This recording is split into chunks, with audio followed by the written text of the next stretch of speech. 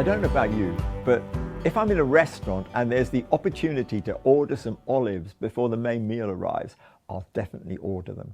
I love the taste of the olives. And yet there was an occasion when I was out in an olive grove in Spain and I picked up an olive and it just did not come up to expectations. It was bitter, and I got a friend with me and I got him to have one as well, and we agreed that it just wasn't what we were expecting. And I don't know, but the Bible actually talks about the possibility of grafting into an olive tree. Now, I don't know whether this is done or not. I'm not someone into that kind of cultivation, but I have seen it done with other plants. And I do know that there was a tree near where I lived that had, in the time when the blossom came out, red on one side of the tree and white on the other, because there had been a grafting into that tree from something that produced different color blossom, but was basically the same root. And what we discover here is that when you get this grafting, actually it can be quite difficult to tell the difference.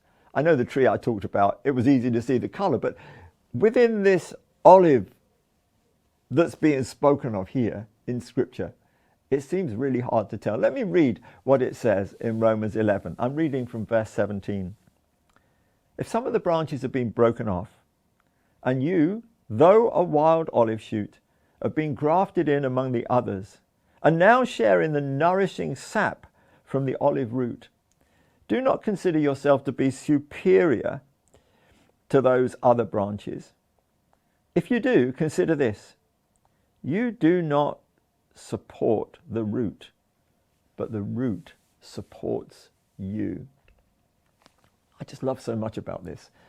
I love the reality that actually those that are grafted in actually do get all the same nourishment from the root as those that were the original branches.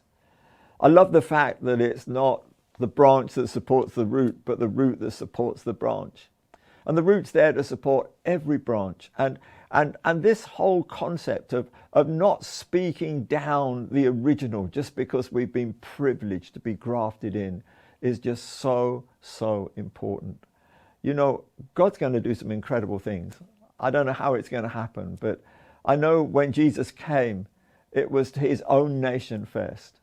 And I know we've been privileged to enter into the blessing. God said that through Abraham, all the nations of the earth will be blessed, and we've been blessed.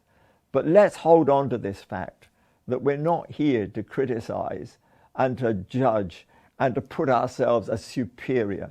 When we look at what God is doing, let's believe to see every branch that's on God's heart really producing the fruit that he wants to see.